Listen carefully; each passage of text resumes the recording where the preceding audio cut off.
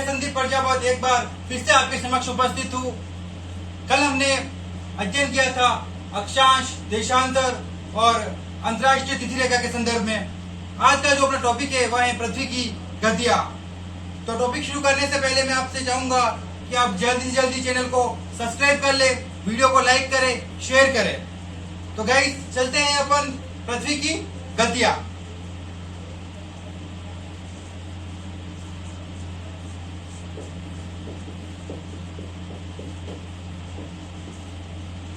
तो दोस्तों अपन देखेंगे पृथ्वी की जो गतियां है वो दो प्रकार की गतियां है। पृथ्वी दो प्रकार की गतियां करती है। पहली तो है परिभ्रमण गति और दूसरी है परिक्रमण गति।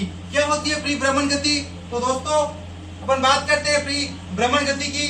परिभ्रमण यानी कि पृथ्वी, जैसे कि हमको मालूम है अपने अक्षांश व देशांतर के संदर्भ में अपन ने देखा था कि पृथ्वी जो है वो अपने अक्ष पर 23.5 डिग्री झुकी हुई है और झुकने के साथ ही वो अपने अक्ष पर घूर्णन करती है, गोल गोल घूमती है। तो पृथ्वी का अपने अक्ष पर घूमना ही, पृथ्वी का अपने अक्ष पर घूमना ही हम परिभ्रमण गति के नाम से जाना जाता है।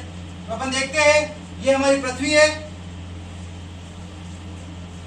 पृथ्वी का अपने अक्ष पर 23.5 डिग्री झुकाव है। जो अपना अक्ष है इस अक्ष पर 23.5 डिग्री पृथ्वी झुकी हुई है और जो पृथ्वी जो है अपने अक्ष पर झुके होने के साथ साथ स्वयं जो गोल गोल घूमती है वो परिभ्रमण गति कहलाती है। इसी परिभ्रमण गति के कारण दिन व रात बनते हैं। तो अपन देखते हैं कि ये जो परिभ्रमण, पृथ्वी की जो परिभ्रमण का जो समय है वो कितने समय का है। मेनली अपन जो देखते हैं वो 24 आवर्स 24 घंटे का होता है, लेकिन वास्तव में पृथ्वी के जो परिभ्रमण का समय है वो 24 घंटे ना होकर कुछ एक मिनट उसमें से कम है। इसी वजह से वही मिनट कम होने की वजह से हर साल चौथे वर्ष फरवरी माह जो है वो 28 दिन का ना होकर 29 दिन का होता है। तो दोस्तों अपन चलते हैं इस गति को किस नाम से जाना जाता है और उसके बारे में अध्ययन करेंगे अपन। और इसकी जो विशेषता क्या क्या है, क्या क्या प्रभाव होते हैं इस घूर्णन गति के कारण, क्या क्या प्रभाव पड़ते हैं हमारी पृथ्वी पर, वो हम आगे अध्ययन करने वाले हैं। तो दोस्तों देखते हैं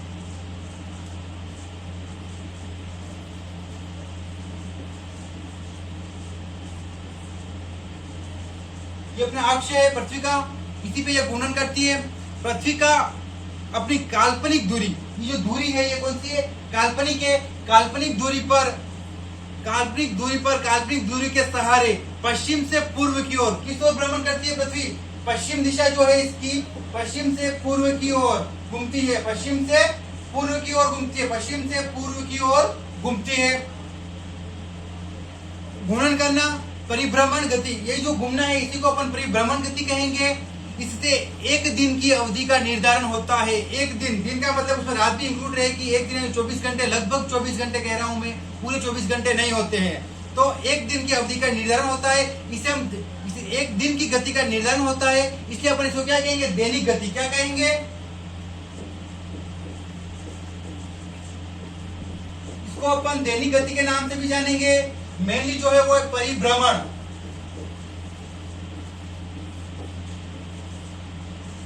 गति, दैनिक गति भी इसी को कहेंगे। एक दूसरा नाम है इसका, वो है आवर्तन गति। क्या नाम है?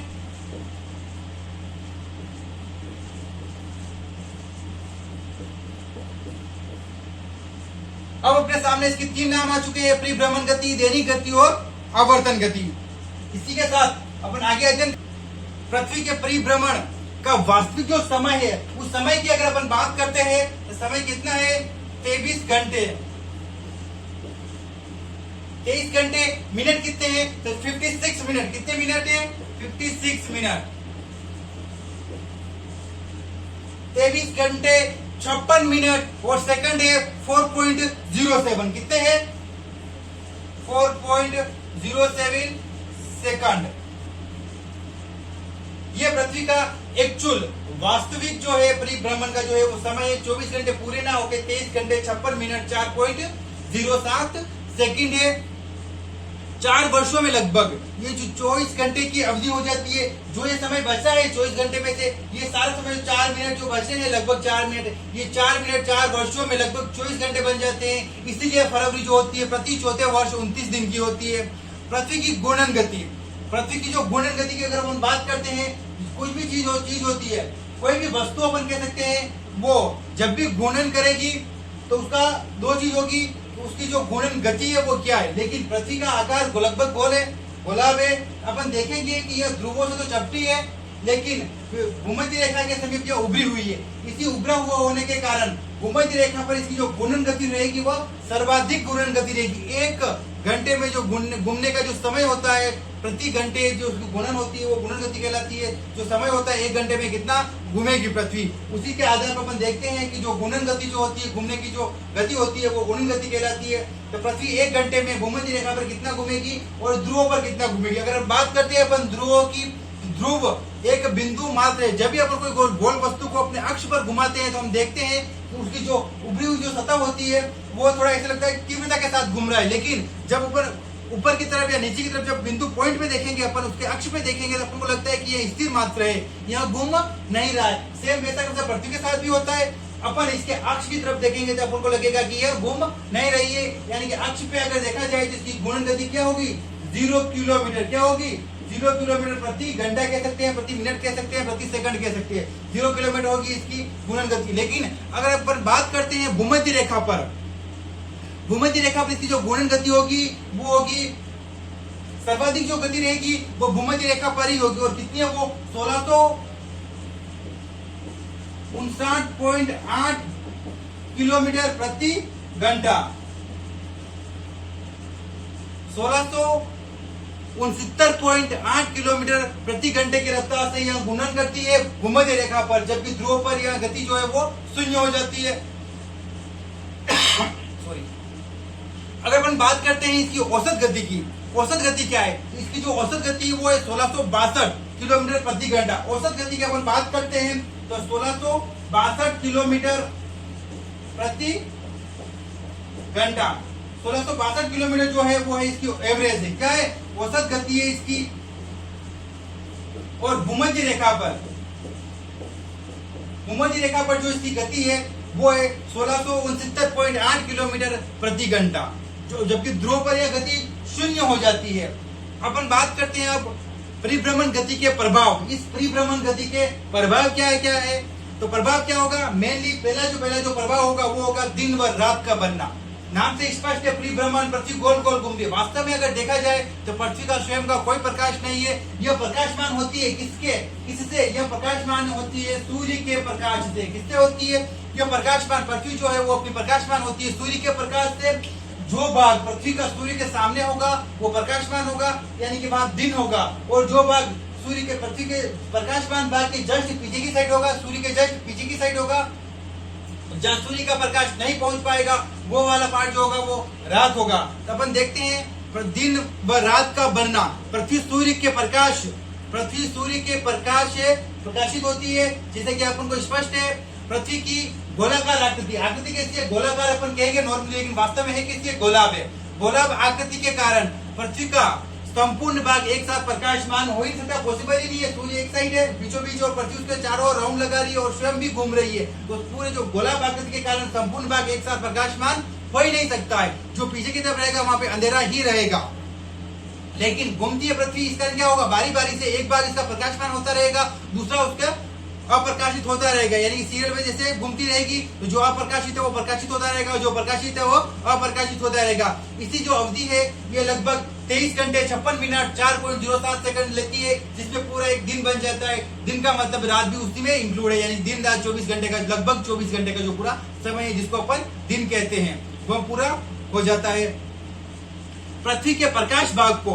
अब बात करते हैं अपन पृथ्वी का जो प्रकाशित भाग होगा, जो सूर्य के सामने होगा वो कैसा होगा, पूरा जो सूर्य के जो सामने है वो प्रकाशित भाग है।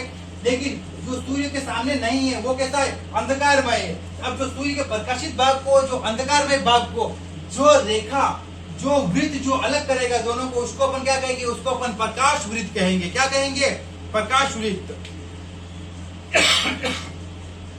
तो दोस्तों जब अपना टॉपिक पूरा हो जाएगा तब मैं कुछ क्वेश्चन करूंगा आपसे, जिसका आंसर आपको देना है कमेंट के माध्यम से, उसका आंसर आपको देना है। जब पूरा हो जाएगा अपना टॉपिक तब मैं आपको कुछ ऐसे क्वेश्चन डालूंगा जो हो सकता है कि एग्जाम में आने की संभावना होवे। तो ऐसे ही कुछ क्वेश्चन है जो मैं आपको लास्ट में आपके साथ शेयर करूंगा। आपको उसका जो आंसर है वो आपको कमेंट के माध्यम से देना है, और उसका जो आपने सही दिया है मैं वैसे यही चाहूंगा कि आपके सारों के जो सबके जो आंसर है वो एकदम सही आए, लेकिन फिर भी हम हमारी तरफ से उसका जो आंसर होगा वो हमारे जो टेलीग्राम जो चैनल बना हुआ है उसके अंदर डाल दिया जाएगा, आप वहां से देख सकते हो। तो दोस्तों अपन बात कर रहे थे पृथ्वी के प्रकाश वृत्त की। प्रकाश वृत्त क्या है? प्रकाश वृत्त वो है जो पृथ्वी के अप्रकाशित भाग और प्रकाशित भाग को जो अलग करता है, वही हमारा प्रकाश वृत्त है। अपन अब बात करते हैं दिवस की अवधि का निर्धारण। दिवस की अवधि का स्वाभाविक है, दिन रात बनेंगे तो दिवस की अवधि का निर्धारण भी इसी परिभ्रमण गति के कारण होगा। अपन अब बात करते हैं दिवस के विभिन्न कालों का आविर्भाव। दिवस के विभिन्न कालों का जो एक दिन है 24 घंटे, लगभग 24 घंटे की जो अवधि है उसके जो विभिन्न समय है, विभिन्न जो काल है, उसका जो आविर्भाव है वो इसी परिभ्रमण गति के आधार पर होगा। काल से आशय है, अपन बात करते हैं प्रातः काल, दोपहर, सायकाल, मध्य अर्धरात्रि, ये जो हमारे काल है, अलग अलग जो समय काल है, इसका निर्धारण भी किसी के माध्यम से होगा, पृथ्वी की परिभ्रमण गति के माध्यम से होगा। अपन बात करते हैं हवाओं एवं समुद्री धाराओं की दिशा पर प्रभाव। इसी तरह से पृथ्वी की जो ये घूर्णन गति है, इस घूर्णन गति की वजह से, इसी घूर्णन गति की वजह से दो बल कार्य करते हैं, अपकेंद्रीय और अभिकेंद्रीय बल। ये जो बल है ये दोनों हवा और समुद्री धारा की दिशा को प्रभावित करते हैं।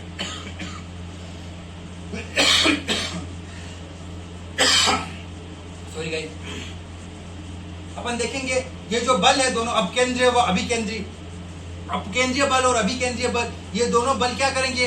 हवा और समुद्री धाराओं की दिशा को प्रभावित करेंगे। अपन जब पवने और वायु पढ़ेंगे तब अपन इसके बारे में विस्तृत अध्ययन करेंगे, किस तरह से अपकेंद्रीय व अभिकेंद्रीय बल जो है वो पृथ्वी की घूर्णन गति की वजह से उत्पन्न होते हैं और ये किस तरह से हवा और समुद्री धारा की दिशा को प्रभावित करते हैं।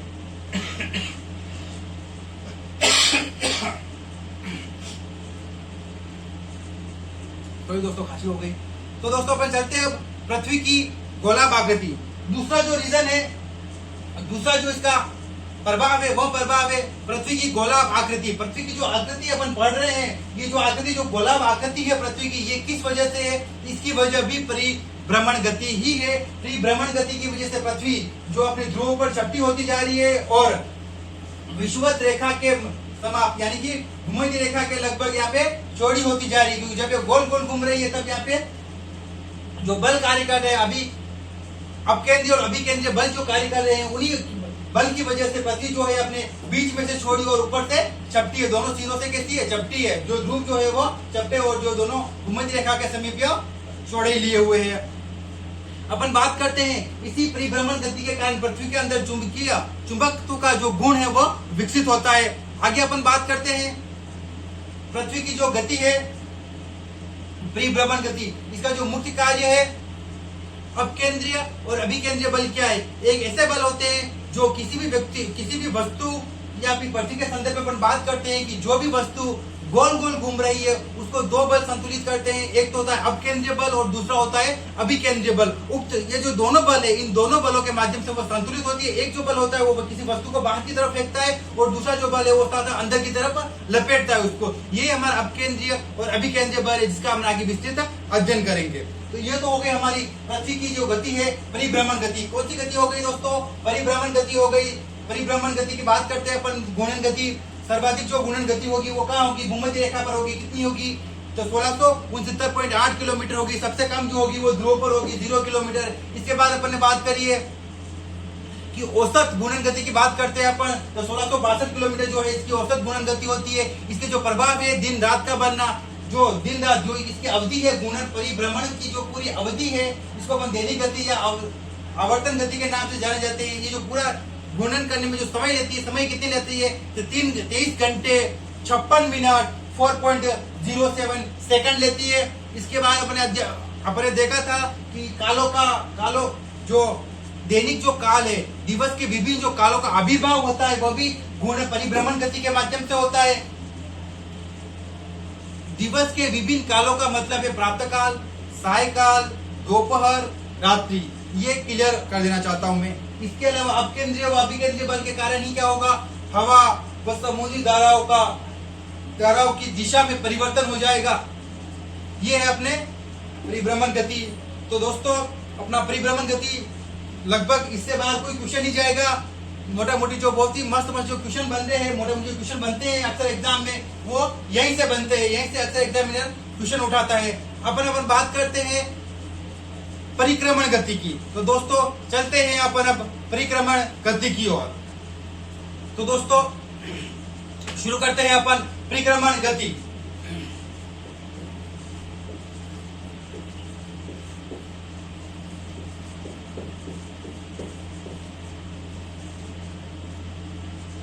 जैसा कि नाम से स्पष्ट है, परिक्रमण। परिक्रमण का मतलब ये होता है, जब भी हम किसी मंदिर में जाते हैं तो हम क्या करते हैं, मंदिर के चारों ओर परिक्रमा करते हैं। सेम उसी तरह से पृथ्वी भी क्या करेगी, चारों ओर परिक्रमा करेगी। लेकिन किसके करेगी, यह अपने पितृ तारा यानी कि सूर्य के चारों ओर परिक्रमण करेगी।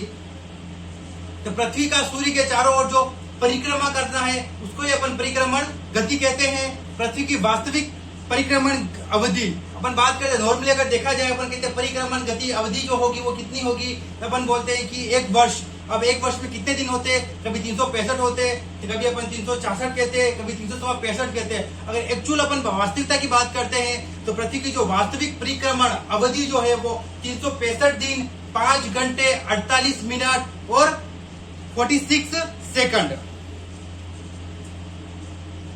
परिक्रमण की अवधि की अपन बात करते हैं,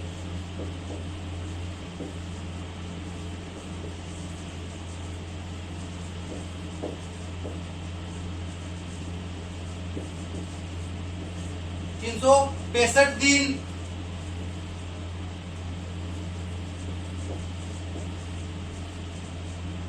365 दिन 5 घंटे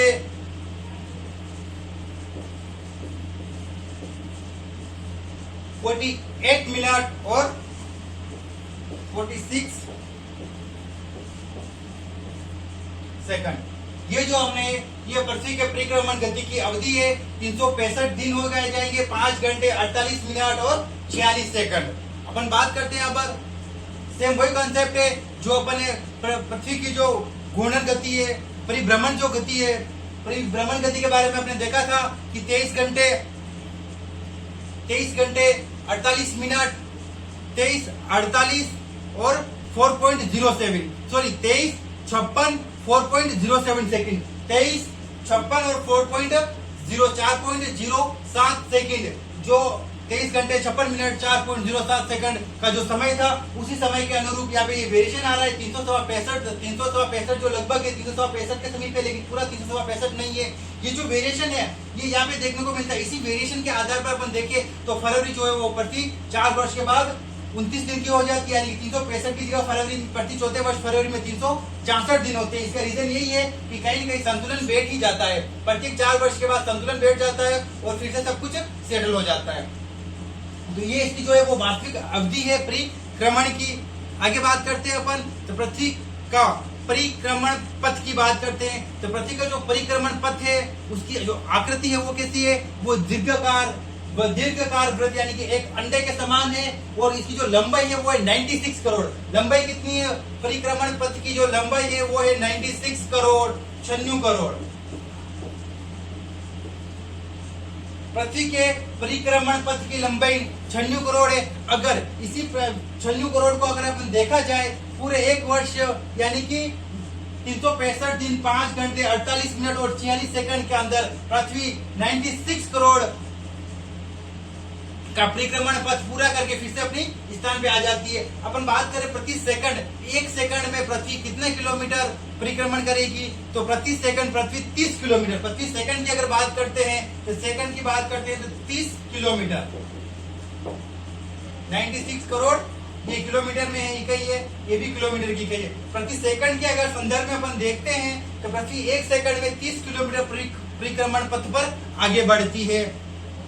इसी तरह से अपन पृथ्वी की गति के प्रभाव अपन देखते हैं कि एक चार्ट के माध्यम से अपन समझेंगे कि पृथ्वी का परिक्रमण पथ क्या है, किस तरह से यह आगे आगे पृथ्वी अपनी स्थान से आगे बढ़ती है, तो सूर्य और पृथ्वी के साथ क्या क्या स्थिति बनती है, ये सब हम आगे चार्ट के माध्यम से समझेंगे। तो दोस्तों चलते हैं पृथ्वी के परिक्रमण चार्ट की ओर, परिक्रमण गति के प्रभाव की ओर।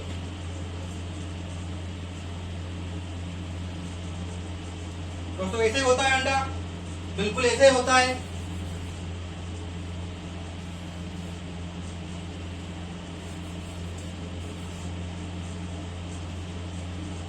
हालांकि थोड़ा सही बना है, लगभग सही नहीं बना है, लेकिन फिर भी देखा जाए तो आप समझ सकते हैं कि जो परिक्रमण जो पथ है बिल्कुल अंडे की तरह ही बना है लगभग।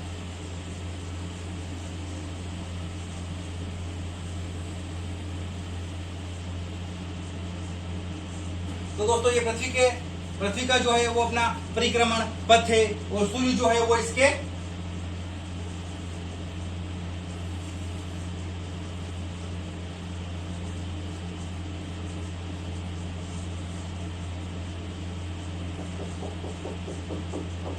ये जो है अपना सूर्य है, इसी सूर्य से पृथ्वी प्रकाशित होती है। यहाँ तक कि चंद्रमा भी इसी सूर्य से प्रकाशित होता है। किसी भी ग्रह का या किसी की भी उपग्रह का अपना स्वयं का प्रकाश नहीं होता है, ये अपने निकटवर्ती तारे के प्रकाश पर आश्रित होते हैं, जिनसे यह प्रकाश प्राप्त करते हैं। सेम एज इट इज पृथ्वी सूर्य के प्रकाश से ही प्रकाशित होती है। अपन बात करते हैं पृथ्वी की परिक्रमण, ये पथ है, इस पथ पर पृथ्वी कैसे घूर्णन करेगी वो अपन बात कर रहे हैं। जैसे कि आपको मैंने पहले बता दिया है, पृथ्वी अपने अक्ष पर 23.5 डिग्री झुकी हुई है। अपने अक्ष पर पृथ्वी कितनी झुकी हुई है? 23.5 डिग्री झुकी हुई है। इसको दोस्तों झुका देते हैं अपन पृथ्वी को 23.5 डिग्री अक्ष पे अपने।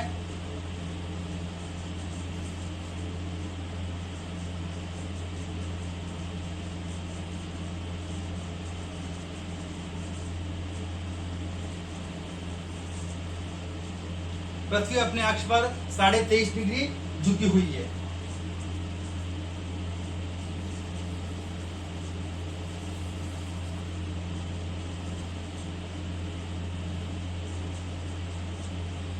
तो दोस्तों पृथ्वी जो है वो अपने अक्ष पर 23.5 डिग्री झुकी हुई है। ये हमारी पृथ्वी है। तो अपन बात करते हैं इस पोजीशन की, ये वाली जो कंडीशन बनती है ये कब बनती है? तो हम बात करते हैं ये कंडीशन कब बनती है। ये कंडीशन जो है वो 22 दिसंबर के लगभग की है। कब की है? 22 दिसंबर।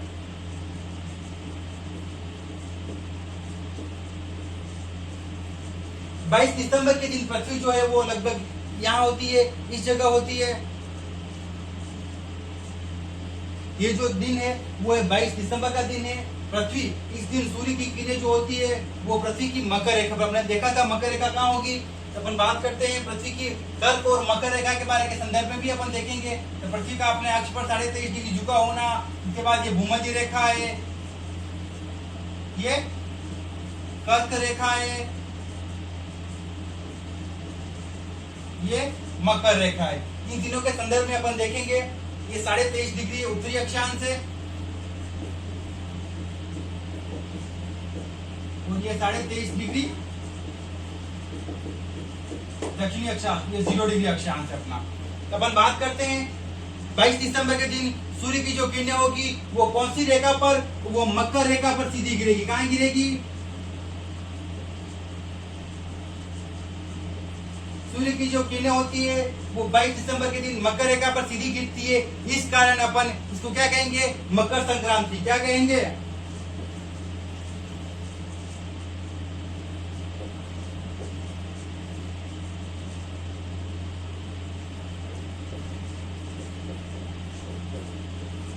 इसको अपन मकर संक्रांति कहेंगे। हाँ, ये बिल्कुल 22 दिसंबर के दिन ही है। तो ये मकर संक्रांति अपनी वो वाली खेल वाला दिवस नहीं है, त्योहार नहीं है। ये अपना 14 जनवरी वाला नहीं है। ये अपना मकर संक्रांति अलग है, जो कि 22 दिसंबर के दिन है। इसको इसलिए कहेंगे मकर संक्रांति क्योंकि मकर रेखा पर सूर्य की जो किरणें हो वो सीधी गिरती है। इसके अलावा अपन बात करते हैं, अब इसी के संदर्भ में अगर अपन बात करते हैं, ये जो कंडीशन अब पढ़ रहे हैं ये अपन उत्तरी गोलार्ध के संदर्भ में पढ़ रहे हैं। कहाँ पढ़ रहे हैं? उत्तरी गोलार्ध। उत्तरी गोलार्ध के संदर्भ में अपन ये पढ़ रहे हैं। उत्तरी गोलार्ध में 22 दिसंबर के दिन सूर्य की किरणें जो है वो मकर रेखा पर सीधी चमकेगी। कर्क रेखा पर कैसी होगी? तो स्वाभाविक है, भूमध्य रेखा पर, तो भूमध्य रेखा पर वर्ष पूरे साल भर सीधी किरणें ही गिरती है। तो मकर से लेकर भूमध्य रेखा पर सूर्य की किरणें सीधी गिरेगी। कर्क रेखा की तरफ किरणें किस तरह हो जाएगी? थोड़ी तिरछी हो जाएगी। अगर अपन बात करते हैं कर्क रेखा पे, तो कर्क रेखा पे तिरछी हो जाएगी। और अगर अपन आगे बात करते हैं ध्रुवों पर, तो ध्रुवों पर किरणें पहुंच ही नहीं पाएगी, ध्रुवों पर किरणें नहीं पहुंच पाएगी। ध्रुव जो है वो यहाँ से टकरा के किरणें सीधी आगे की तरफ निकल जाएगी और ये ध्रुव जो है वो अंधेरा ही रहेगा। यानी कि इस टाइम पीरियड में अपन बात करते हैं अपन 22 दिसंबर के दिन ध्रुवों पर 6 महीने के दिन और 6 महीने की रात होती है। उत्तरी गोलार्ध के संदर्भ में जो उत्तरी जो ध्रुव है वहां पर 6 महीने के दिन और 6 महीने की रात होती है। लेकिन यहाँ पे बात करते हैं अपन मकर संक्रांति के आसपास 6 महीने की क्या होगी, रात होगी। लेकिन सेम यदि जो दक्षिण ध्रुव है यहाँ पर क्या रहेगा, उस समय 6 महीने का दिन चल रहा होगा। क्या चल रहा होगा, क्योंकि सूर्य की किरणें यहाँ पे गिरेगी तिरछी, हालांकि होगी तिरछी, लेकिन क्या होगा, दिन होगा। तो दक्षिणी जो गोलार्ध है यहाँ पे दिन की स्थिति होगी और जो उत्तरी गोलार्ध है वहां पे रात की स्थिति होगी। और अगर अपन आगे बात करते हैं तो जो मध्यवर्ती जो अक्षांश है इसके संदर्भ में अगर अपन देखते हैं तो उत्तरी गोलार्ध में क्या होंगे, दिन जो होंगे वो छोटे होंगे, रात कैसी होगी, बड़ी होगी। और दक्षिणी गोलार्ध के मध्यवर्ती अक्षांशों के बाद संदर्भ में अगर अपन बात करते हैं तो दिन बड़े होंगे और रात छोटी होंगी। यहाँ पे उत्तरी गोलार्ध में कौन सी ऋतु होगी, सर्दी की। कौन सी होगी, सर्दी। जबकि दक्षिणी गोलार्ध में क्या होगी, उस समय गर्मी चल रही होगी। बात कर रहे हैं अपन 22 दिसंबर के दिन, ये भारत जो है वो भी अपने क्या है, कर्क रेखा है, लगभग पूरा उत्तर में ही है। थोड़ा सा जो पार्ट है वो अपने आदि कर्क रेखा इसके मध्य से गुजर रही है। इसके बाद अगर 5 डिग्री 4 मिनट के बाद अपन बात करते हैं तो भूमध्य रेखा से थोड़ा समीप ही है, लेकिन फिर भी क्या है, कहाँ ऊपर है। ये भाग इतना ठंडा नहीं होता है, नहीं तो ठंडा रहता है नहीं गर्म रहता है। इसका रीजन ये है कि यहाँ तीनों ओर से समुद्र से घिरा हुआ है। अपन बात कर रहे हैं 22 दिसंबर के दिन। 22 दिसंबर के दिन उत्तरी गोलार्ध में सर्दी होगी, दक्षिणी गोलार्ध में गर्मी होगी। स्वाभाविक है, सर्दी होगी तो दिन छोटे होंगे और रातें बड़ी होगी, और गर्मी होगी तो दिन बड़े होंगे और रातें छोटी होगी। ये जो कंडीशन है ये अपन उत्तरी गोलार्ध के संदर्भ में बात कर रहे हैं 22 दिसंबर के समय की। अब बात करते हैं अपन यहाँ से आगे बढ़ते हैं थोड़ा। अपन पृथ्वी यहाँ से घूमती घूमती आगे की तरफ आएगी। तो दिसंबर हो गया, दिसंबर के बाद नवंबर शुरू हो जाएगा, जनवरी, फरवरी, और आगे आते आते अपन कौन सा महीना आएगा, मार्च। अपन बात करते हैं मार्च महीने की। वही पृथ्वी अपने अक्ष पर 23.5 डिग्री झुकी हुई है। मार्च महीने की अपन बात करते हैं तो उत्तरी गोलार्ध के संदर्भ में इस समय बसंत ऋतु चलती है, और बसंत ऋतु के समय ये जो कंडीशन बनती है वो मार्च महीने की लगभग जो तारीख जो है वो 21 मार्च के संदर्भ में 21 मार्च को लगभग ये कंडीशन बनती है। उत्तरी गोलार्ध में बसंत ऋतु चलती है। भूमध्य रेखा पर यहाँ पे जो मकर रेखा पर जो किरणें सीधी गिर रही थी वो धीरे धीरे आगे जाके कहाँ सीधी हो जाएगी, मकर रेखा से हटकर पूरी भूमध्य रेखा पर फोकस हो जाएगा। सूर्य की जो किरणें होगी या भूमध्य रेखा के आसपास पूरी तिरछी किरणें लग जाएगी। कहाँ गिरेगी, भूमध्य रेखा पर, सॉरी तिरछी नहीं सीधी गिरेगी, भूमध्य रेखा पर सीधी गिरना शुरू हो जाएगी। ये जो अवधि है वो 21 मार्च की अवधि है, जिसको अपन बसंत 21 मार्च की अवधि है, और इसी को अपन बसंत विषुवत कहेंगे। क्या कहेंगे, बसंत विषुवत।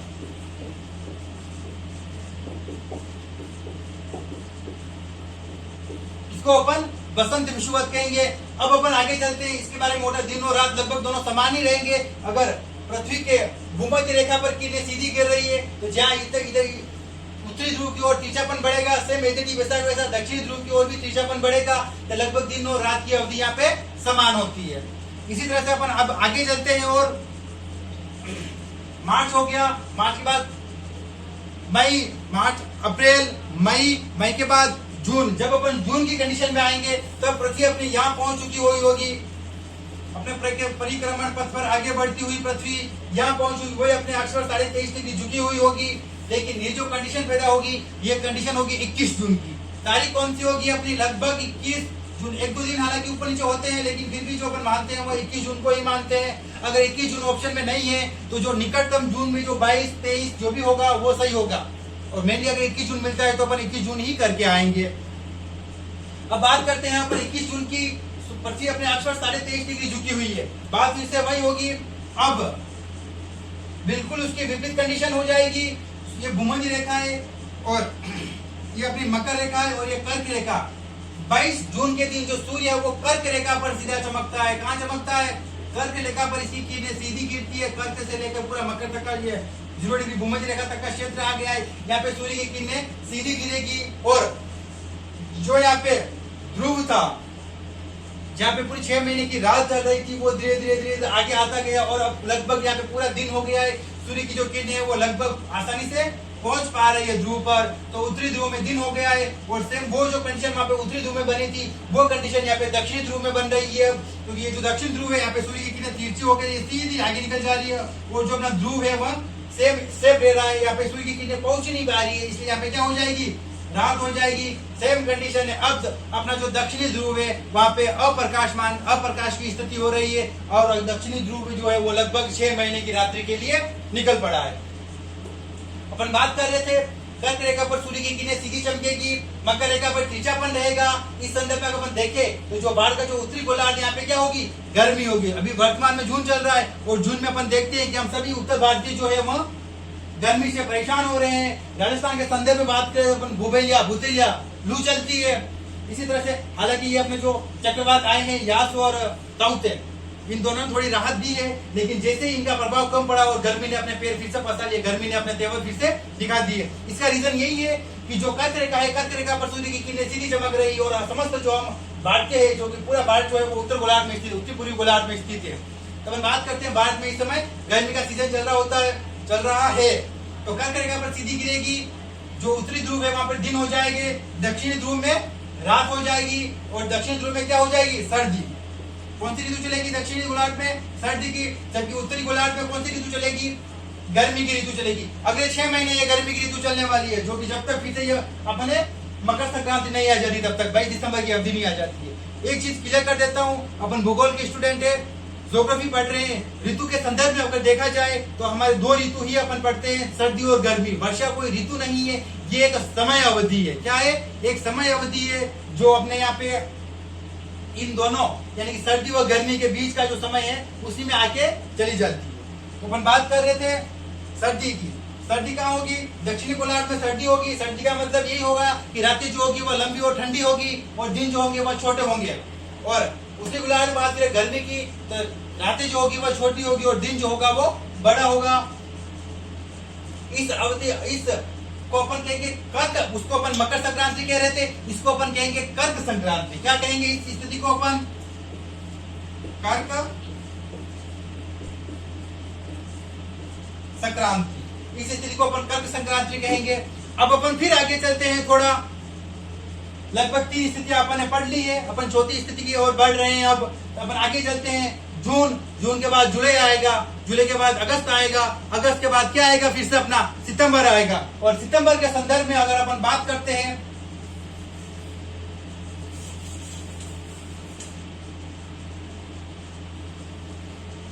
पृथ्वी की स्थिति जो है लगभग इसके अपोजिट साइड, यानी कि जो 21 मार्च को जो स्थिति बनी थी, सेम उसकी उल्टी जो स्थिति है वो अपनी सितंबर के दिन बनेगी। और सितंबर के समय अपन बात करते हैं पर्टिकुलर किसी दिन की, तो लगभग ये जो स्थिति बनेगी लगभग वो 23 सितंबर के लगभग बनेगी। 23 सितंबर ये जो स्थिति होगी वो कब की होगी, ये स्थिति जो होगी वो 23 सितंबर के दिन होगी। सेम वही कंडीशन होगी, भूमध्य रेखा पर सूर्य की किरणें सीधी गिरेगी। कहाँ गिरेगी, भूमध्य रेखा पर सूर्य की किरणें सीधी गिरेगी, अर्थात दिन व रात की जो अवधि होगी वो समान होगी, कोई डाउट नहीं है। इस यहाँ पे दिन और रात जो होंगे वो सेम होंगे, भूमध्य रेखा पर सूर्य की किरणें सीधी गिरेगी।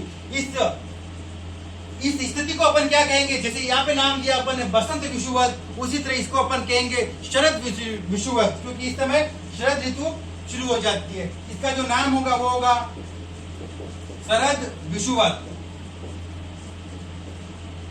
तो दोस्तों ये अपन ने उत्तरी गोलार्ध के संदर्भ में पढ़ा है पूरा, जो सेम इसका उल्टा जो होगा वो दक्षिणी गोलार्ध में चलेगा। ज्यादा कोई डिफरेंस नहीं है दोनों में, सेम इसका अपोजिट हो जाएगा। अब अपन बात करते हैं, 4 स्थितियां पढ़ी अपन ने। पहली जो पढ़ी अपन ने मकर संक्रांति, उसके बाद बसंत विषुवत, उसके बाद अपन ने पढ़ी है कर्क संक्रांति, उसके बाद पढ़ी अपन ने शरद विषुवत। तीनों की अवधि 22 दिसंबर, 21 मार्च, 21 जून, फिर 23 सितंबर।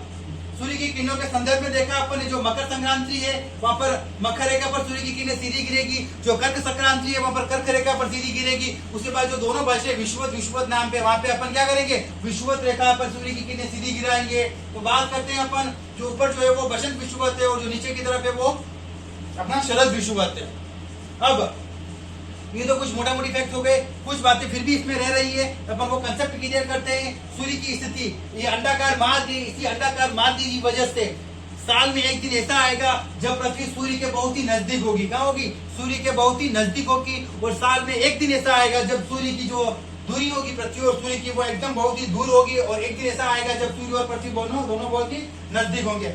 हाँ, हालांकि डायग्राम सही बना, इससे आप यहाँ मत चले जाना कि यहाँ पर पृथ्वी बना दो, बोलो कि यहाँ तो एकदम पास में।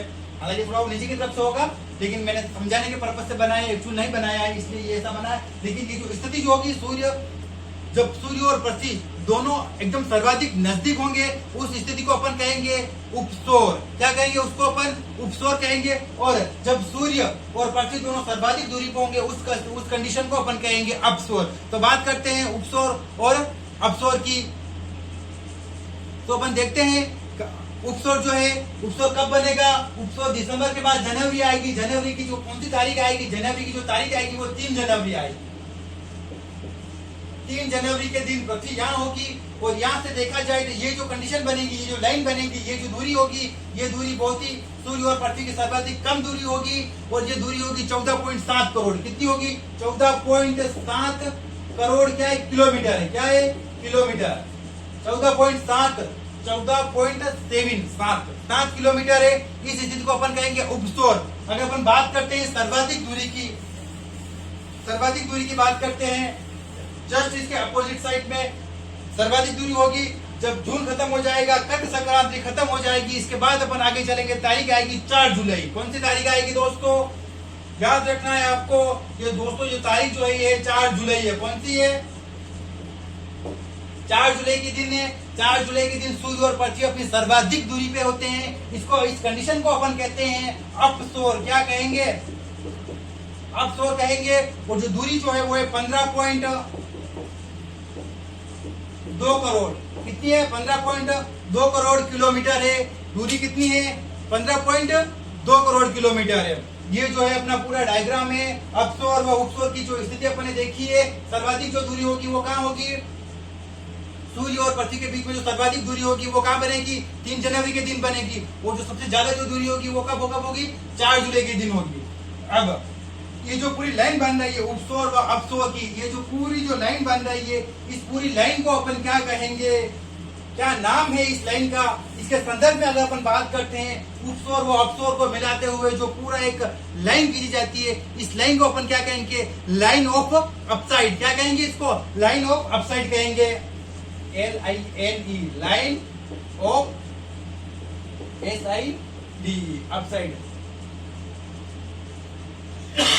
इसको अपन कहेंगे लाइन ऑफ अपसाइड। जो अपसौर और अपसौर को खींचते हुए पूरी सामने एक जैसी जो लाइन बन जाएगी, इस लाइन को अपन कहेंगे लाइन ऑफ अपसाइड। इसी तरह से अपन बात करते हैं कि जो कर्क संक्रांति और मकर संक्रांति, यानी जो 21 जून और 22 जून को जो मिलाते हुए जो अपन लाइन जो ड्रॉ करते हैं, ये पूरा जो एक लाइन बनेगी 21 जून से 22 जून। इस लाइन को अपन क्या कहेंगे? इस लाइन के संदर्भ में अगर अपन बात करते हैं तो इस लाइन को अपन कहेंगे लाइन ऑफ सेलेस्टिस। क्या कहेंगे? Line of celestis. LINE,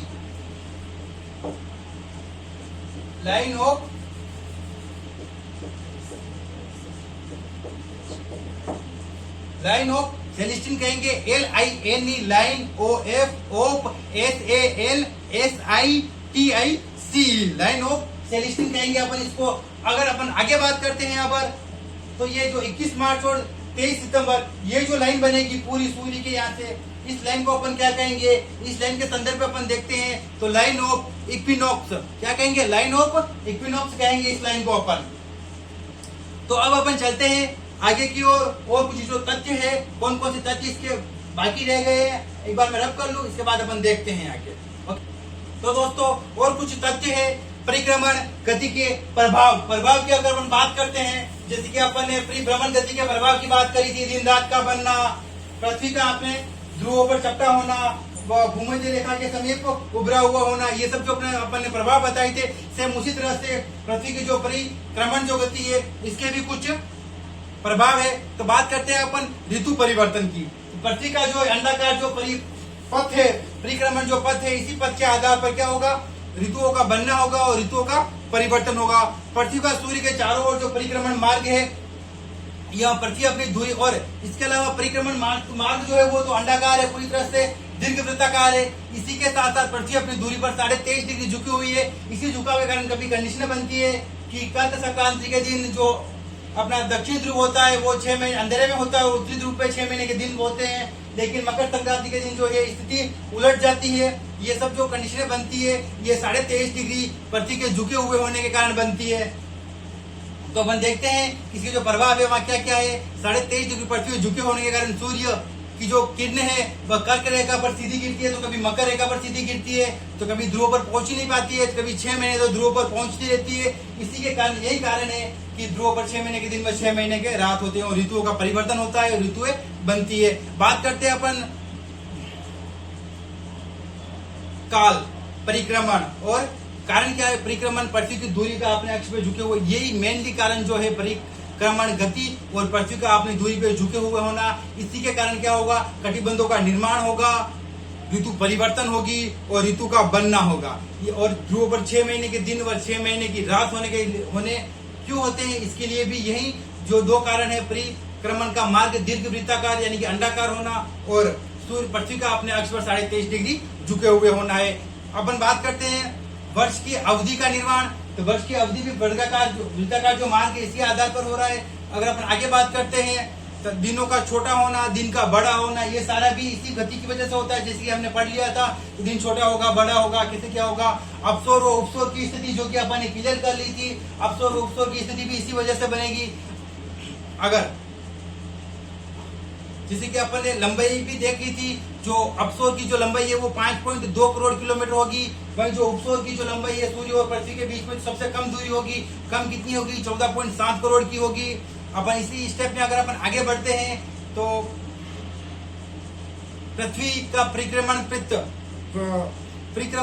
पथ की बात करते हैं तो वो कैसा है, वृत्ताकार तो है ही नहीं है, वृत्ताकार ना होकर दीर्घ वृत्ताकार, इसको अपन क्या कहेंगे, हालांकि अंडाकार कहना थोड़ा अनुचित होगा एग्जाम की दृष्टि से, तो अपन कहेंगे दीर्घ वृत्ताकार है। क्या है, दीर्घ वृत्ताकार है। अब अपन बात करते हैं ये सारे जो प्रभाव है यह पृथ्वी की परिक्रमण गति के कारण होते हैं। तो चलते हैं हम आगे और देखते हैं, अब अपन चंद्रमा की तरफ रुख करते हैं कि चंद्रमा क्या है, चंद्रमा के बारे में अध्ययन करते हैं अपन। तो आज के अभी जो अब जो हमारी हेडिंग होगी वो होगी चंद्रमा।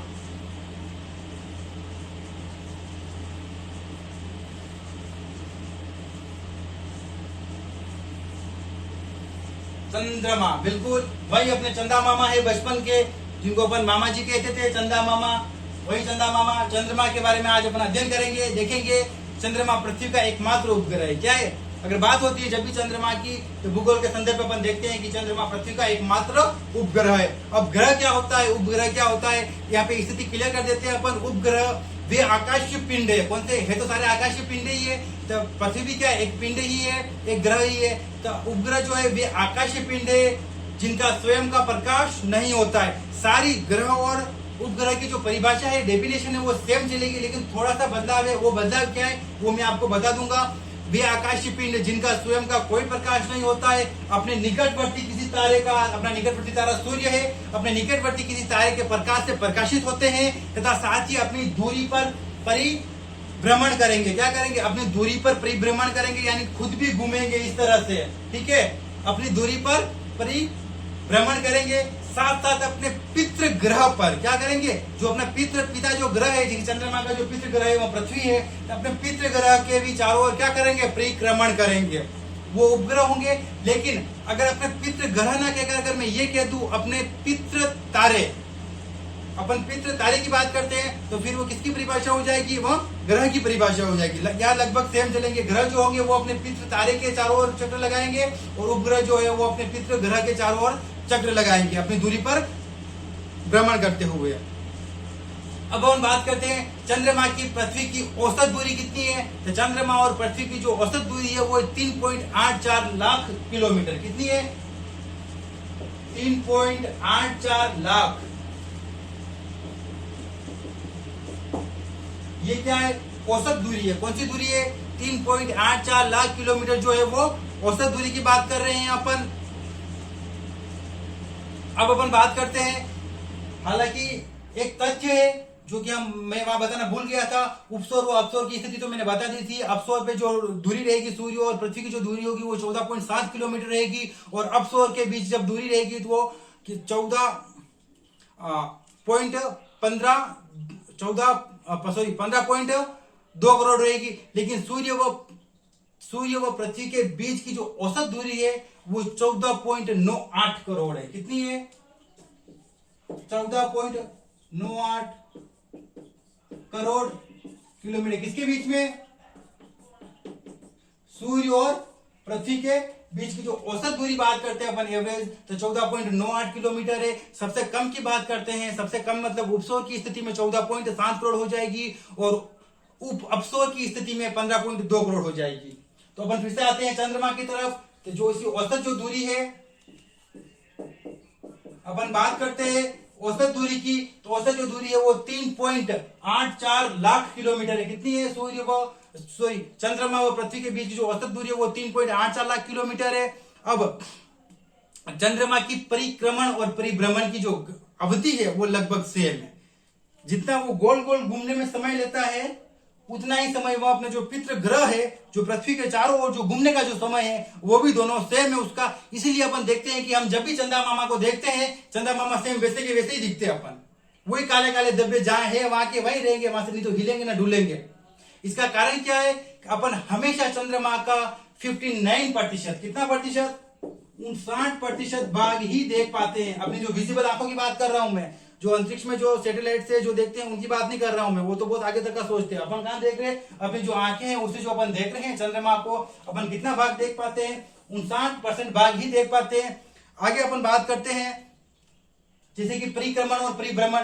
चंद्रमा घूमता भी खुद और पृथ्वी के भी चारों ओर जो चक्कर लगाने का समय, परिभ्रमण काल और परिक्रमण का जो काल है, जो अवधि है, वह लगभग सेम है। इसी सेम अवधि के कारण अपन चंद्रमा हमेशा एक जैसा दिखाई देता है। जो पार्ट अपन देख रहे हैं वो ही देखते हैं, उसका दूसरा पार्ट अपन जो बाकी की जो बचा हुआ जो भाग है वो भाग अपन अपनी विजिबल आंखों से पृथ्वी पर रहते हुए तो देख ही नहीं पाते हैं। अब इतना जो परिभ्रमण जो परिक्रमण का जो समय है वो कितना है? तो वो है 27 दिन 7 घंटे 43 मिनट 11.47 सेकंड का समय लगता है इसको परिक्रमण और परिभ्रमण की गति पूरी करने में। अपन अगर बात करते हैं अपन आगे, चंद्रमा का परिक्रमण पथ भी वृत्ताकार ना होकर कैसा है? अंडाकार ही है। कैसा है? वृत्ताकार ना होकर इसका भी जो पथ है वो कैसा है? ये बीच में जो पृथ्वी रह जाएगी अपनी और पृथ्वी के चारों ओर ये घूमेगा, तो ये भी वृत्ताकार ना होकर कैसा है? अंडाकार है। अब अंडाकार होने की वजह से क्या होगा कि चंद्रमा और पृथ्वी के संदर्भ में ही जिस तरह से अपसौर व उपसौर की स्थिति बनी थी सूर्य और पृथ्वी के संदर्भ में, उसी तरह से चंद्रमा और पृथ्वी के संदर्भ में भी ऐसी स्थिति बनेगी। तो कुछ एक दिन ऐसा होगा जब चंद्रमा पृथ्वी से सर्वाधिक दूरी पर होगा और कोई दिन ऐसा होगा जब चंद्रमा पृथ्वी के एकदम नजदीक होगा। तो वो जो दूरी की अपन अगर बात करते हैं तो वो दूरी कौन सी है? अपन उस स्थिति को क्या कहेंगे अपन? तो अपन बात करते हैं चंद्रमा का जो पथ है वो पथ कैसा है? दीर्घ वही अंडाकारी है। ये हमारी पृथ्वी है, ये चंद्रमा की बात करते हैं अपन। ये चंद्रमा बना दिया मैंने दोनों तरफ। ये जो स्थिति होगी वहां पे अपन सूर्य को बीच में रख रहे थे क्योंकि सूर्य के चारों ओर पृथ्वी चक्कर लगा रही थी, इसलिए अपन सूर्य के संदर्भ में पढ़ा। यहाँ अपन पृथ्वी के संदर्भ में देखेंगे तो पृथ्वी के संदर्भ में देखने से अपन को प्राप्त होता है जो सर्वाधिक जो कम दूरी होगी पृथ्वी और चंद्रमा की जो कम दूरी है उसको अपन कहेंगे उपभू। क्या कहेंगे? उपभू। और जो सर्वाधिक दूरी है उसे कहेंगे अपभू। क्या कहेंगे? अपभू। जो चंद्रमा और पृथ्वी के बीच की जो सर्वाधिक कम दूरी है उसको कहेंगे अपन उपभू। और ये कम दूरी कितनी होती है? ये कम दूरी होती है 3.64 लाख किलोमीटर।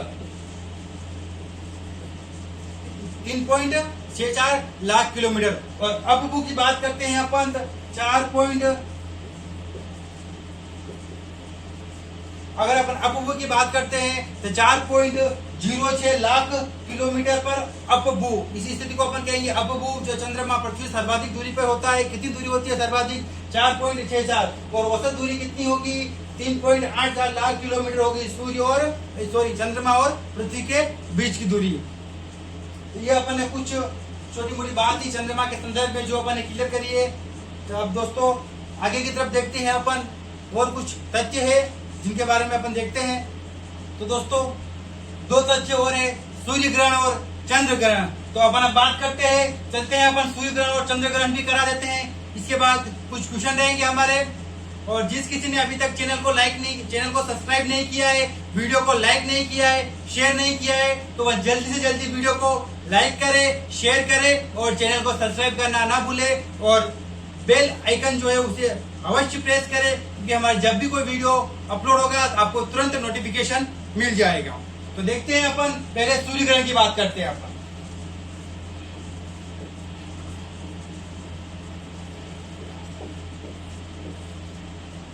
तो क्या है सूर्य ग्रहण?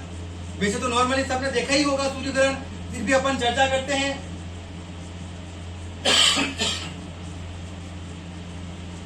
सूर्य ग्रहण जब सूर्य एवं पृथ्वी के बीच, जब ये अपना क्या है, ये अपना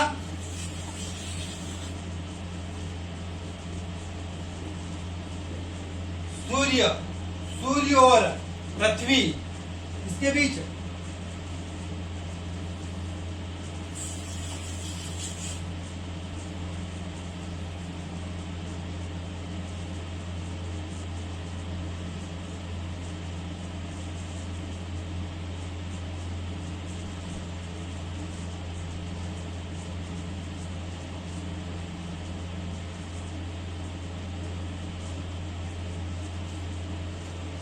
सूर्य और पृथ्वी, हम देखते हैं कि जब भी सूर्य और पृथ्वी के बीच में कौन आ जाता है? चंद्रमा। कौन आ जाता है दोस्तों? चंदा मामा दूर के, वही चंदा मामा जो है वो, हालांकि होते पूरे हैं ये, लेकिन मैं आधे ही बना रहा हूं, तो दोस्तों पूरे ही बना देता हूं। ये अपना मून, ये अपना सन, मून, और ये अपनी अर्थ।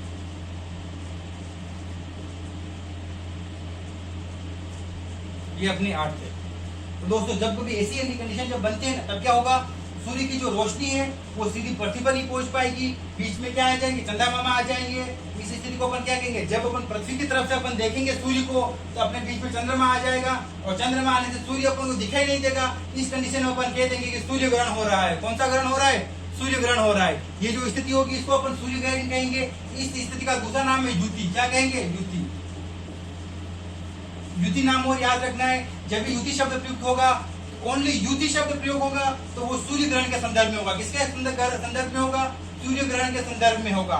एक शब्द और है वियुति, वो अपन चंद्र ग्रहण के संदर्भ में पढ़ेंगे। और एक शब्द और है, दोनों को मिला के युति वियुति, वो अपन अलग स्टेप में पढ़ेंगे। उसका ही बता दूंगा मैं, वो जब भी आएगा युति वियुति उसका क्या मतलब होगा। अब अपन बात करते हैं, सूर्य ग्रहण की बात कर रहे हैं अपन। सूर्य ग्रहण सदैव कौन से दिन होगा? अमावस्या के दिन। कौन से होगा? अमावस। अपन बोलते हैं मेवाड़ में अमावस है आज, बस वही है, ये अमावस्या है। अब सूर्य ग्रहण जो होगा वो कब होगा? अमावस्या के दिन जो होगा वो सूर्य ग्रहण होगा, लेकिन प्रत्येक अमावस्या को नहीं होगा। ऐसा नहीं कि जो हर महीने में जो अमावस्या आई रही है उसी अमावस्या को सूर्य ग्रहण तैयार है, नहीं, प्रत्येक अमावस्या को नहीं होगा।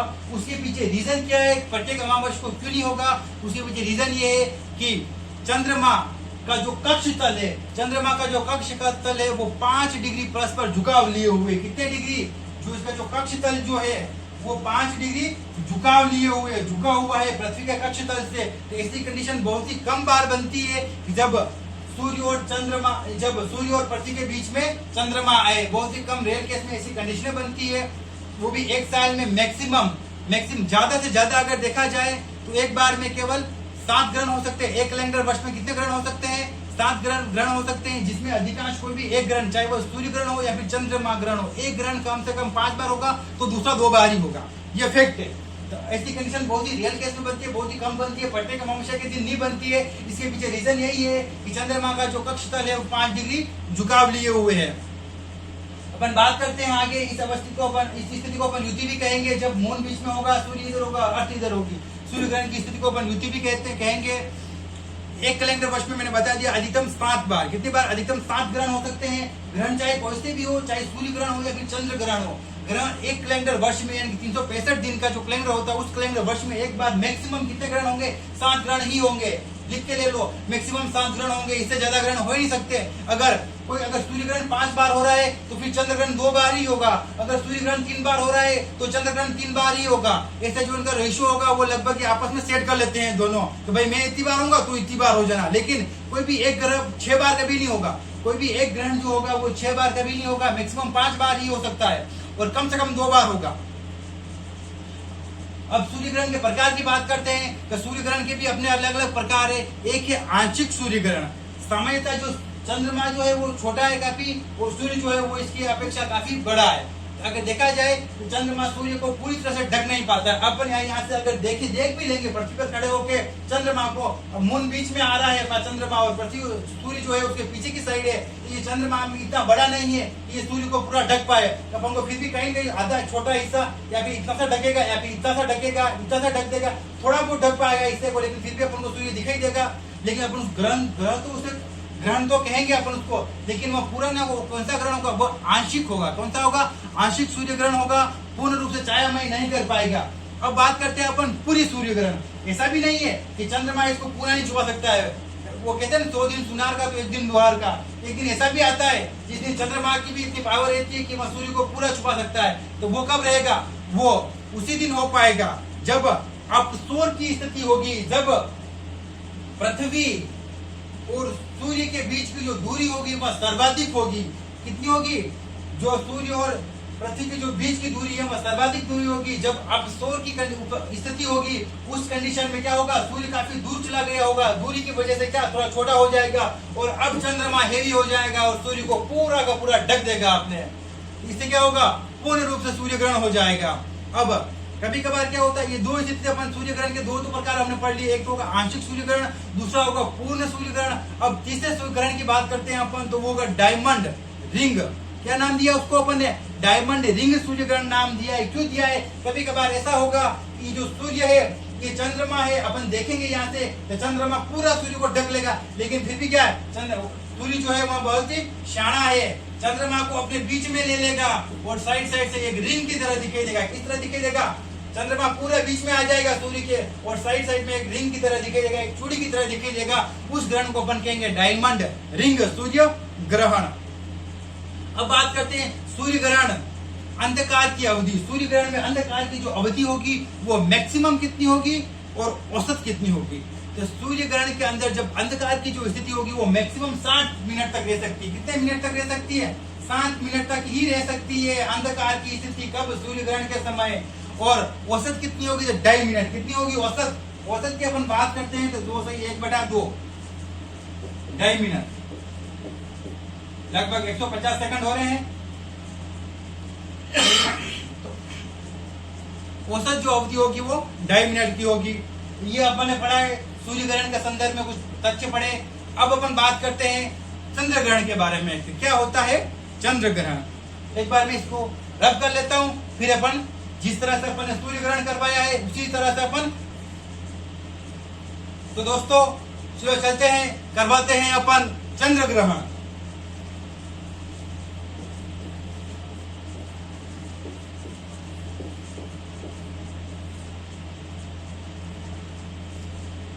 अब क्या होता है चंद्र ग्रहण? सूर्य ग्रहण के बारे में अपन ने पूरा अध्ययन कर लिया था। जब सूर्य व चंद्रमा के बीच, इस बार कौन आ जाएगी? पृथ्वी आ जाएगी अपनी। सही है सूर्य,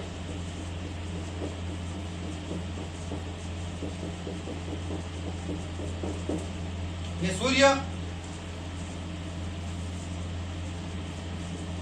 ये अपने मामा जी, ये अपने चंदा मामा, और इसके बीच में कौन आ जाएगी? इस बार इसके बीच में कौन आ गई? अपनी पृथ्वी आ गई।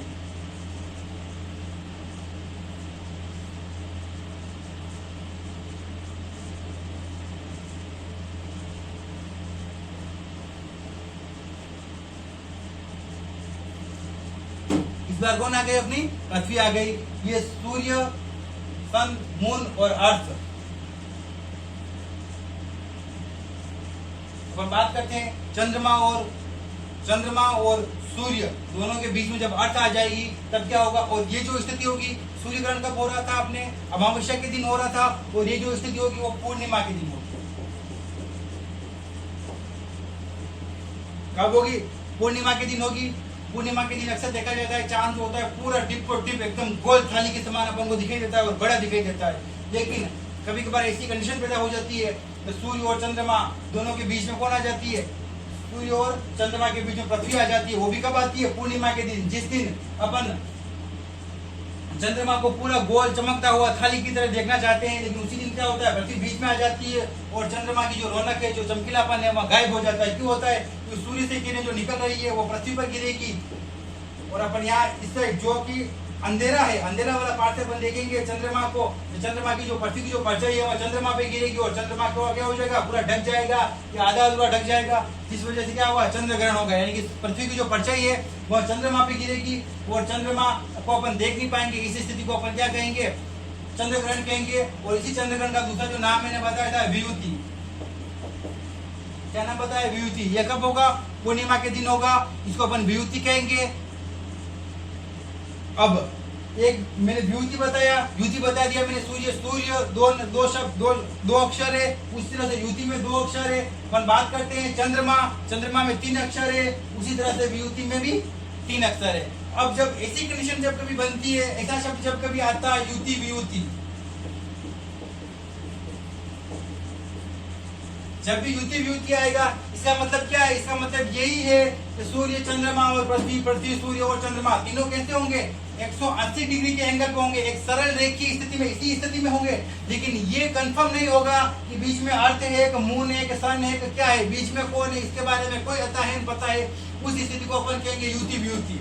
ठीक है, जब अपन को ये पता है कि बीच में कौन है, उस कंडीशन में अपन को पता चल जाएगा कि चंद्र ग्रहण हो रहा है कि सूर्य ग्रहण हो रहा है, और उसी ग्रहण के आधार पर अपन कह देंगे अगर चंद्र ग्रहण है तो अपन कहेंगे वियुति की स्थिति है, और सूर्य ग्रहण है तो अपन कहेंगे युति की स्थिति है। लेकिन जब ये स्थिति अपन ये कहेंगे तीनों 180 डिग्री पर है, अपन को स्थिति एग्जैक्ट पता नहीं है, पृथ्वी बीच में है कि चंद्रमा बीच में है, तो अपन इस स्थिति को है 180 डिग्री पर, लेकिन अपन को स्थिति क्लियर नहीं है, अपन इसको कहेंगे युति और वियुति। स्थिति क्लियर नहीं है, इसलिए अपन क्या कहेंगे, उसको युति और वियुति कहेंगे। चंद्र ग्रहण सदैव कब होगा, पूर्णिमा के दिन होगा। क्यों होगा, बस रीजन वही है कि चंद्रमा जो है वो अपनी कक्षा तल में 5 डिग्री का झुकाव लिए हुए है। जो इसका जो कक्षा जो तल है वो कैसा है, 5 डिग्री का झुकाव लिए हुए है। इसी वजह से क्या होगा, पूर्णिमा के दिन चंद्र ग्रहण होगा, लेकिन प्रत्येक पूर्णिमा के दिन नहीं होगा। युति वियुति की स्थिति क्लियर कर दी है। अब एक छोटी सी बात आपको मैं बताना चाहूंगा, ये जो चंद्र ग्रहण जो होते हैं, ये जो सूर्य ग्रहण जो होते हैं, इस दिन अपने पृथ्वी पर एक हलचल उत्पन्न होती है, पृथ्वी पर एक हलचल होती है, और वो हलचल होती है ज्वार भाटा। नाम सुना होगा अपन ने, कभी ज्वार आएगा तो कभी भाटा आएगा। ये जो ज्वार भाटे की जो स्थिति है, ये स्थिति सूर्य ग्रहण व चंद्र ग्रहण इसमें महत्वपूर्ण भूमिका निभाते हैं। युति का मतलब होता है अमावस्या के दिन होगी युति, सूर्य ग्रहण होगा युति यानी सूर्य ग्रहण कब होगा, अमावस्या के दिन।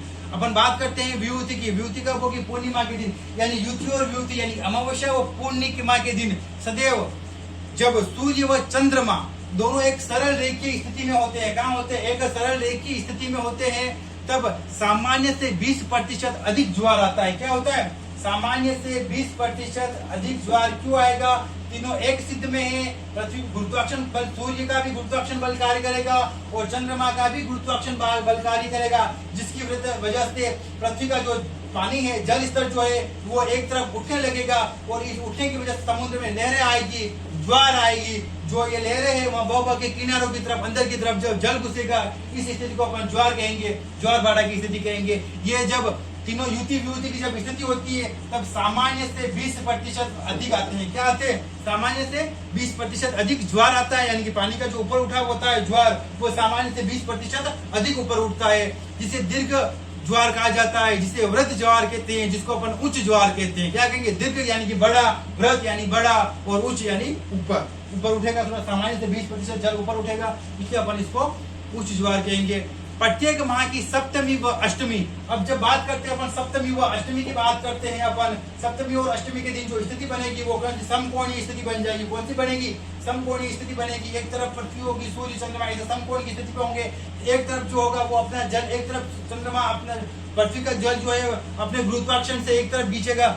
हालांकि चंद्रमा का भी गुरुत्वाकर्षण जो है पृथ्वी पर कार्य करता है, भले पृथ्वी से छोटा है लेकिन क्या है, नजदीक है पृथ्वी के बहुत। और सूर्य का चंद्र जो गुरुत्वाकर्षण है वो भी कार्य करता है, हालांकि है बहुत बड़ा है लेकिन दूर है, तो ये भी कहीं कहीं दूर है, और बड़े होने की वजह से इसका भी गुरुत्वाकर्षण पृथ्वी पर कार्य करता है। जब ये तीनों समकोण की स्थिति पर होंगे, तब चंद्रमा जो है वो पृथ्वी से जल को अपनी तरफ खींचेगा, और सूर्य जो है वो चंद्र पृथ्वी का जो जल है वो अपनी तरफ खींचेगा। इस स्थिति में सामान्य से 20% कम ज्वार आता है। कितने आता है, ये तो 20% ज्यादा आ रहा था, और सप्तमी अष्टमी के दिन 20% से भी कम का ज्वार आएगा। इसको अपन क्या कहेंगे, इसको अपन लघु ज्वार कहेंगे, छोटा ज्वार। इसको अपन क्या कहेंगे, लघु ज्वार को कहेंगे, क्योंकि सप्तमी व अष्टमी के दिन होता क्या है, सूर्य चंद्रमा और पृथ्वी तीनों, सूर्य चंद्रमा और पृथ्वी दोनों समकोणिक स्थिति पे लंब कोणीय स्थिति में होते हैं, इसलिए 20% से भी कम, 20% से कम ज्वार आते हैं, जिसको अपन लघु ज्वार कहते हैं। यहीं पे हम आज की क्लास को मैं पूर्ण विराम दूंगा। तो कल फिर आप तैयार रहिए नए टॉपिक के साथ, नए उत्साह के साथ। जिस किसी ने अभी तक चैनल को लाइक नहीं किया है, सब्सक्राइब नहीं किया है, वहाँ लाइक कर ले, सब्सक्राइब कर ले और वीडियो को शेयर करें। अपन कुछ क्वेश्चन के बारे में अगर मैं बात करता हूँ तो मोटा मोटी यही सी क्वेश्चन बनेगा, युति किसे कहेंगे, विद्यु किसे कहेंगे, अपस्वर क्या है, उपस्वर क्या है, अपभू क्या है, उपभू क्या है। ये जो मैं बड़े बड़े जो नाम ले रहा हूँ, मोटा मोटी इसी नाम के संदर्भ में क्वेश्चन अक्सर एग्जाम में पूछे गए हैं। अक्सर आप पेपर उठा के देख लीजिए, आपको युति अपस्वर उपस्वर के आपके मिल जाएंगे, युति व्युति के मिल जाएंगे आपको। इसी के संदर्भ में अपन देखते हैं तो पृथ्वी के जो परिक्रमण का जो पथ है उसके संदर्भ में मकर संक्रांति की बात करते हैं अपन कर्क संक्रांति की बात करते हैं, अपन बसंत संक्रांति की बात करते हैं, बसंत विषुवत की बात करते हैं, अपन शरद विषुवत की बात करते हैं। और इसके अलावा उपसौर की जो लंबाई है, अपसौर की जो लंबाई है, पृथ्वी का जो मार्ग है, ये जो मोटा मोटी जो क्वेश्चन है ये अक्सर एग्जाम में पूछे जाएंगे। इसी के संदर्भ, इसी के साथ मैं आज के टॉपिक का इतिश्री करता हूँ। कल फिर से जुड़ेंगे अपन नए टॉपिक के साथ। धन्यवाद।